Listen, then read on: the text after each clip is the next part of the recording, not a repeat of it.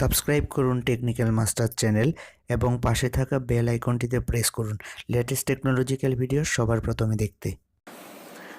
Okay guys, welcome back to my channel. তো আজকে আমি আলোচনা করব কিভাবে ছবির যে ব্যাকগ্রাউন্ড এটা রিমুভ করা যায়। আমাদের দেখা যায় দৈনন্দিন জীবনে বিভিন্ন কাজ করার জন্য, গ্রাফিক ডিজাইনের জন্য, অথবা দেখা যায় ছবি দিব বা অন্য কোথাও এডিট করব, সেই জন্য আমাদের ব্যাকগ্রাউন্ডটা রিমুভ করতে লাগে। আর সেটার জন্য দরকার পড়বে আমাদের একটা সফটওয়্যার, সেটা হলো ফটোশপ।